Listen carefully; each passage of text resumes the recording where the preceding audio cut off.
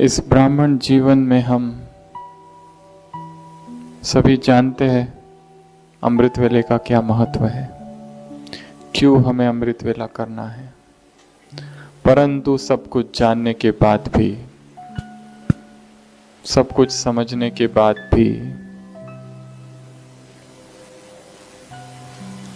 जैसा वो होना चाहिए वैसा नहीं है। अमृत वेले में बहुत सारी चीजें आती है। अगर हम इस विषय को ले, महत्व उसका क्या है वो हम छोड़ देते हैं, सीधा हम आते हैं अमृत वेले की पूर्व तैयारी के ऊपर। हर एक चाहता है कि हम बाबा से पूर्ण शक्तियां ले। हर आत्मा चाहती है कि मैं बहुत शक्ति संपन्न आत्मा बन जाऊं। जीवन में, सारी लाइफ में, सारे दिन भर जो भी चैलेंजेस आते हैं बहुत अच्छी तरह उनको फेस करूं। हर एक आत्मा की ये चाहना है। पर उसके बाद भी कहीं ना कहीं वो उतना शक्तिशाली नहीं हो पाता जितना कि उसे होना चाहिए। या तो कोई लोग अमृत वेला उठते हैं परंतु वो फिर उसमें नियम नहीं है। कभी 3 बजे, कभी 3:15 बजे, कभी 3:30 बजे, कभी 4:30 बजे, कभी 4 बजे, कभी 5 बजे, कभी 6 बजे। नियमितता नहीं है। पहला तो ये। दूसरा, कोई कोई है जो नियमित उठते तो है परंतु नींद का असर रहता है। बहुत नींद आती है। चाहते हैं कि नींद ना आए फिर भी नींद आती है। तीसरे वो लोग हैं जो उठ तो जाते हैं जिन्हें नींद नहीं आती है परंतु कोई खास अनुभव नहीं होता। साधारण सा उठे, बैठे, बाबा को गुड मॉर्निंग किया, तुम बाप हो, टीचर हो, सदगुरु हो, ये हो, वो हो, और पूरा हुआ। कोई अनुभव नहीं। तो ये जो अमृत वेला है, बाबा ने कहा है ये समय है अमृत का पान करने का। ऐसा शायद ही कोई धर्म है जिसमें ये बात बताई ना जाए। चाहे सिख धर्म, बुद्ध धर्म, हिंदू धर्म, क्रिश्चियनिटी, हर एक धर्म में सुबह का जो प्रहर है उसका बहुत महत्व है। क्योंकि माइंड फ्रेश होता है, वातावरण शांत होता है। ऐसे समय में प्रातस्मरामि हृदि संस्फुरदात्म तत्वम सच्चित सुखम परमहंस गतिम तुरियम। वो जो तुरिया अवस्था जिसे शास्त्रों ने कहा है 4th स्टेज, स्वप्न, सुषुप्ति और जागृत के बाद जो 4थी अवस्था है जिसका कोई नाम नहीं है, इसके लिए उन्होंने द 4th कहा है, तुरिया। वो अवस्था परमहंस गतिम तुरियम, वो जो अवस्था है योगी की, वो प्रातस्मरामि, प्रातः काल ही वो अनुभव हो सकता है। तो भक्ति में भी उसका बहुत महत्व है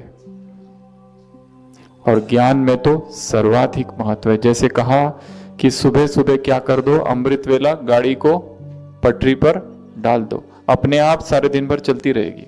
क्या किससे बोलना है, क्या नहीं करना है, क्या करना है, स्वतः ही होते रहेगा। कब तक अपने आप को संभालते रहोगे? कब तक हम इसकी प्लानिंग बनाए कि जीवन में अगर ऐसा हो जाए तो मैं ऐसा करूंगा, ये उसने ऐसा कर दिया, इसने ऐसा धोखा अगर दे दिया तो मैं ये करूंगा। कितना सोचे, कुछ भी हो सकता है। निश्चिंतता नहीं है बहुत सारी चीजों की। अमृत वेले पटरी पर गाड़ी डालते ही दिन भर उसी पटरी पर गाड़ी चलती रहेगी। तो हम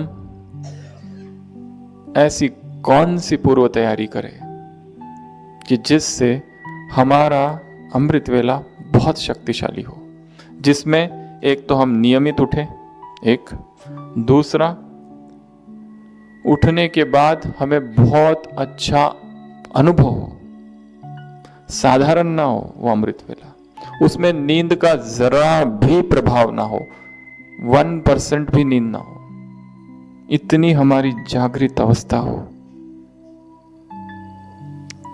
तो उसके लिए कुछ पूर्व तैयारी की आवश्यकता है।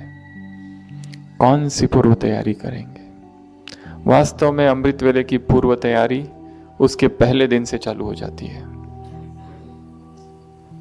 रात को 8 बजे के बाद से अगर हम तैयारी देखें तो ये जो समय है 8 से 10 या 10:30, हम क्या कर रहे हैं?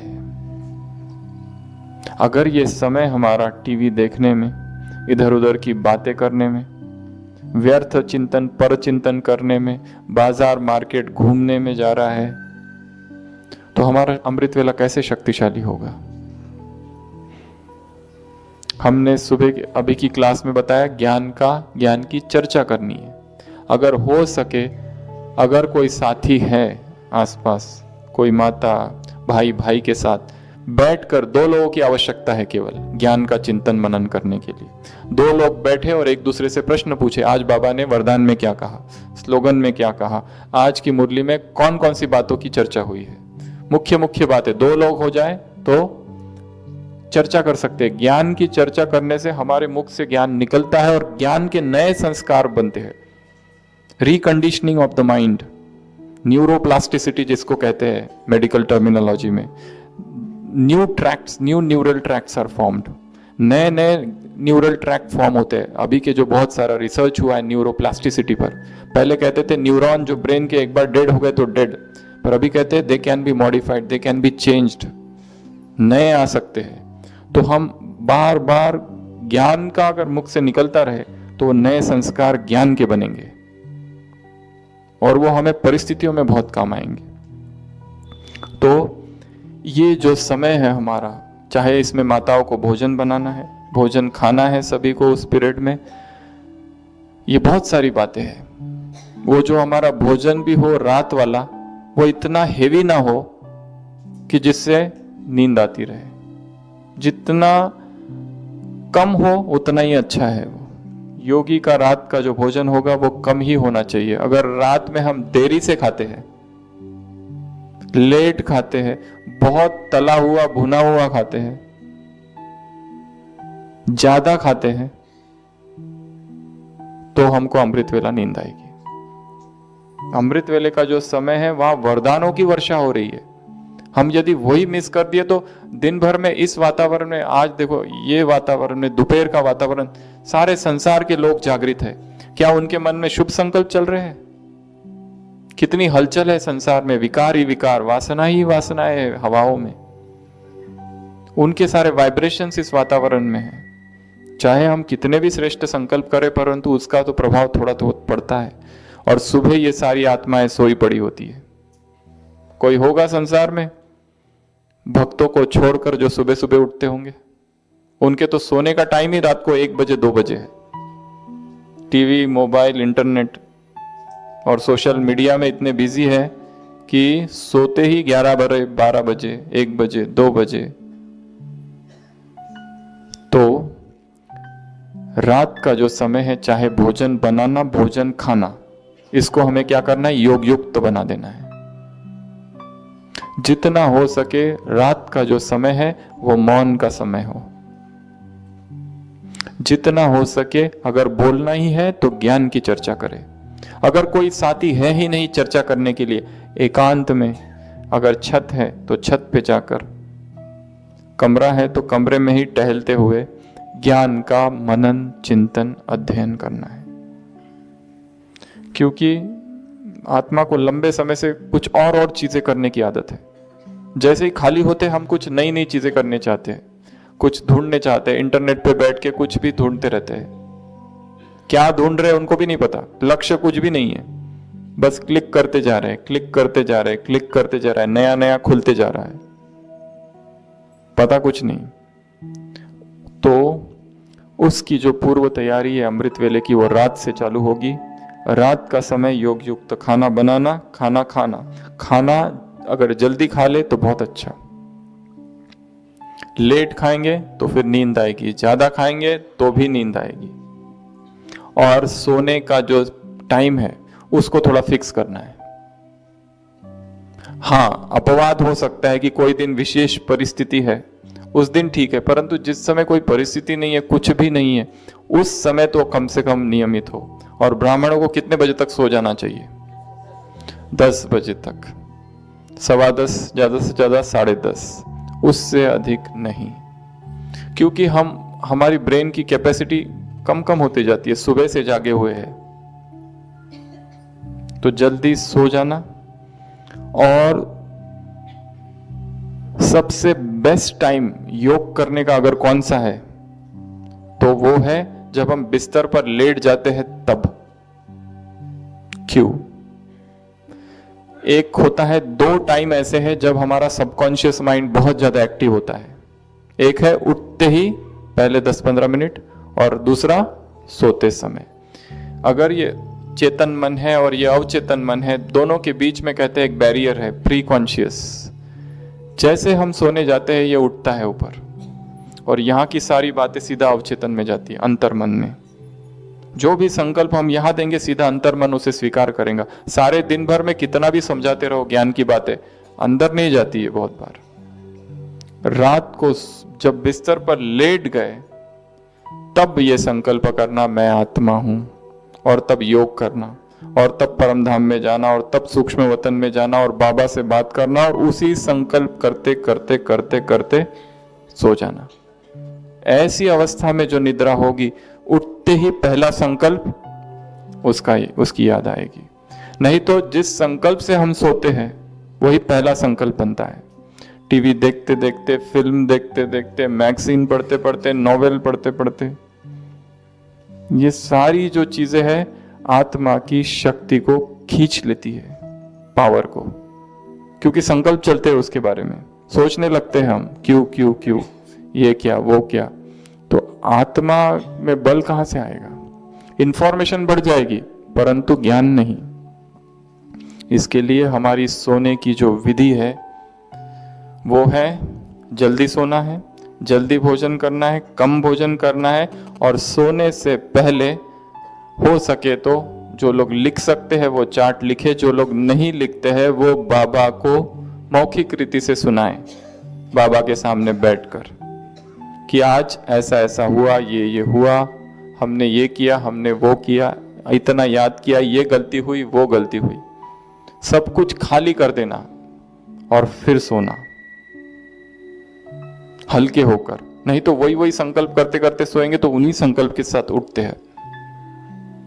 और ड्रामा की कुछ पॉइंट्स है, एक बार उन सबको याद करना।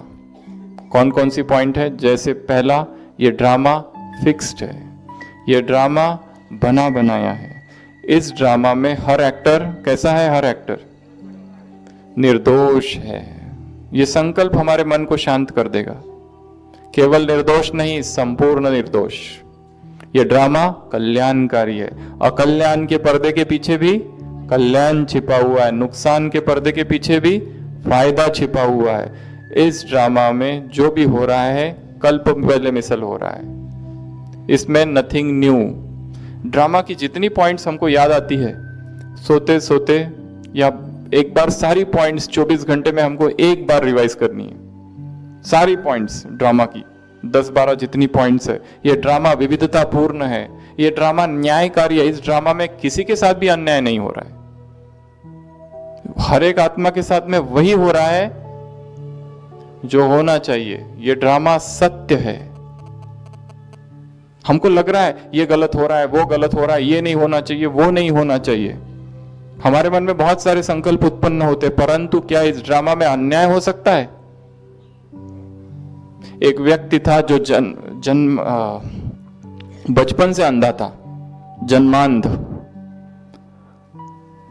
वो ये बहुत संकल्प करता था, सोचता था कि मेरे साथ ही ऐसा क्यों हुआ, मैं क्यों अंधा हूं, बाकी सब लोग तो कितने अच्छे हैं। वैज्ञानिकों ने उसके ऊपर कुछ प्रयोग किए, हिप्नोटिक रिग्रेशन कहते हैं मेडिकल में जिसे। उसको पूर्व जन्म की स्मृति दिलाई। क्या था वो? तो उसमें दिखाया गया वो पहले एक जल्लाद था किसी 5वें-6वें जन्म में। पहले उसका काम था राजा जिसको भी सजा देता उसकी आंखें फोड़ना। परंतु ये जो कर्म है वो कर्म के रूप में नहीं करता था, उसको बहुत मजा आता था वो करने में। एक होता है राजा ने कहा मेरी ड्यूटी है, मैंने कर दिया अनासक्त, परंतु वो नहीं, उसका ये जो हुआ किस कारण से हुआ, बहुत अच्छा लगता था, पीड़ा देने में बहुत मजा आता था, वो सलाखें आंखों में घुसाने में गरम गरम। बहुत सूक्ष्म है ये ड्रामा। हम जिस घर में हैं, जो हमारे माँ बाप है, बहन भाई है, जो शहर में हम आए हैं, क्यों इसी शहर में आए, विदेश में भी जा सकते थे। हमारे जहां जहां हिसाब किताब है, हम अपनी परिस्थिति का स्वयं कारण है। हम ये नहीं कह सकते हमारे माँ बाप ने हमको सिखाया नहीं, पढ़ाया नहीं, ये नहीं कराया, वो नहीं कराया, हमको ये ऐसा नहीं हुआ, वैसा नहीं हुआ, हमको अगर वो करा दिए होते तो हम आज बहुत बड़े होते हैं। जो भी हमारे साथ हो रहा है उसके रिस्पॉन्सिबल कौन है? हम स्वयं। ये संकल्प ही मन को शांत कर देगा। तो सोने से पहले एक बार ड्रामा की सारी पॉइंट्स याद करना और फिर सोना। कभी कभी अव्यक्त मुरली अगर पढ़ के हम सोए तो बहुत अच्छा।